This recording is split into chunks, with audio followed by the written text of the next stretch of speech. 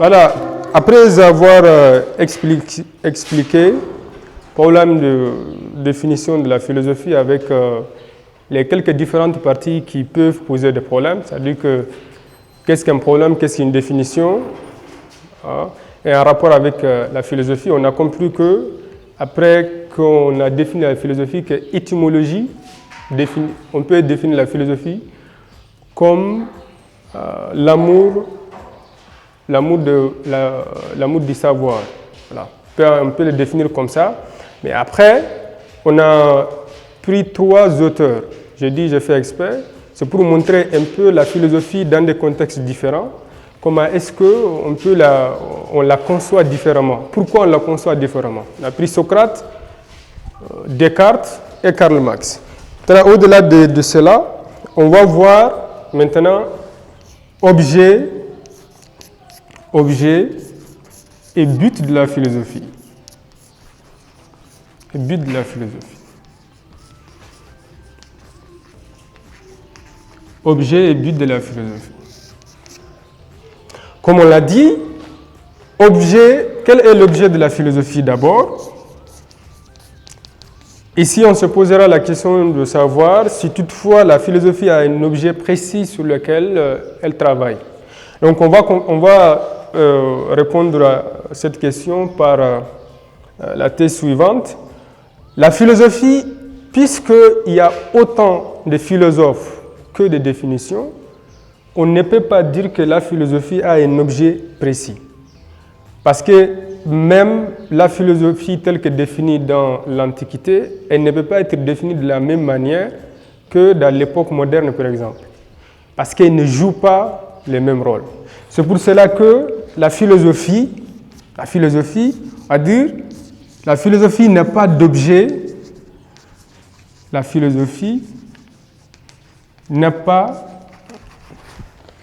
philosophie n'a pas d'objet propre. La philosophie n'a pas d'objet propre. Propre veut dire quoi? N'a pas d'objet précis. Voilà. Pas d'objet précis. Pourquoi elle n'a pas d'objet précis? Parce que la philosophie s'intéresse. On va faire une flèche.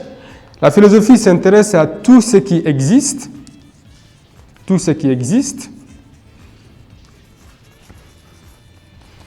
Dans tout ce qui existe, c'est quoi? C'est les hommes, ce sont les actions des hommes, ce sont quoi? Les phénomènes qui nous entourent, etc. Rappelez-vous de Parménide et d'Héraclite, qui se sont intéressés non pas aux hommes, mais aux étoiles, aux cieux, à la terre, voilà. Donc aux différents phénomènes qui caractérisent l'univers ou la nature en tant que tel. Donc, la philosophie aussi s'intéresse aussi à tout ce qui peut exister. Peut exister. Donc, peut exister ici, on sait que le peut ici veut dire quoi? C'est le pouvoir.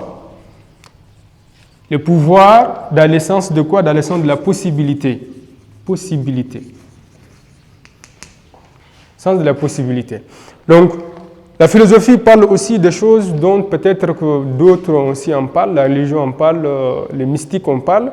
La philosophie parle de l'esprit, par exemple. Elle essaie d'établir quelles sont les caractéristiques essentielles de l'esprit, de la raison, de la conscience. La philosophie aussi s'intéresse aux dieux. Aux dieux, par exemple, dans l'Antiquité grecque, vous avez ce qu'on appelle la science, qu'on appelle la mythologie. La philosophie s'intéresse aux dieux mythologiques, par exemple. Zeus, Athéna, Poséidon, etc. La philosophie s'intéresse aussi à Osiris, Isis, Iris de l'Égypte, etc. Donc la philosophie aussi s'intéresse même aux dieux religieux dans les monothéismes. Parce que il y a 2 formes de religion. La religion monothéiste, qui n'admet qu'un seul Dieu, et la religion polythéiste qui admet plusieurs dieux. La philosophie aussi s'intéresse à ça pour tirer au clair quels sont les problèmes fondamentaux posés par l'humanité depuis fort longtemps. Donc ça, en résumé, on peut dire juste que la philosophie s'intéresse à tout ce qui existe et tout ce qui peut exister. C'est-à-dire que dans la possibilité d'être, voilà, dans la possibilité d'être, la chose peut exister comme elle peut ne pas exister, mais quand même elle établit des conditions à partir desquelles on peut appréhender l'essentialité ou l'essence de ce phénomène-là peut-être invisible. Donc ça, c'est l'objet de la philosophie. On va dire juste que la philosophie n'est pas d'objet propre. La philosophie a plusieurs objets, elle s'intéresse à tout ce qui existe ou peut exister. Nous disons enfin, on va parler du but de la philosophie. Le but veut dire quoi? Peut-être c'est la fonction, quelle est l'importance de la philosophie? Quelle peut être son importance? Donc la philosophie, le but principal d'abord de la philosophie, c'est le fait de pousser l'homme,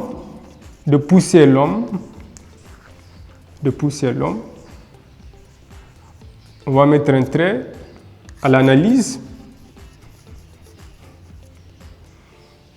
à la réflexion,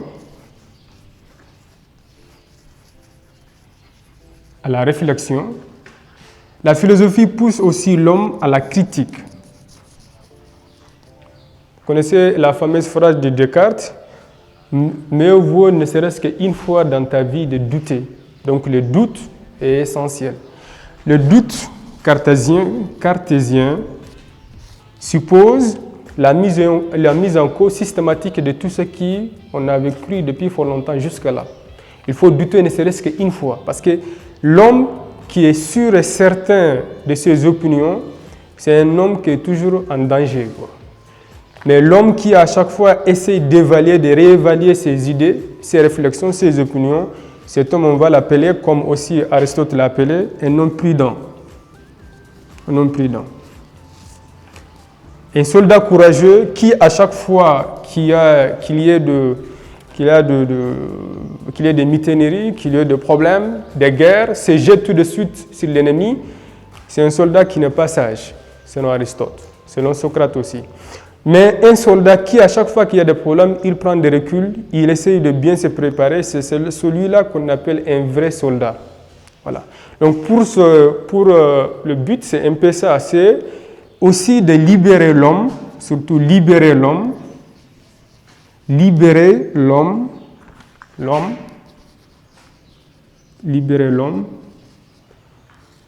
l'ignorance. Libérer l'homme de l'ignorance. Un homme libéré de son ignorance, c'est un homme libre. Parce que vous avez deux formes de prisonniers. Il y a le prisonnier qui est dans une cage, n'est-ce pas?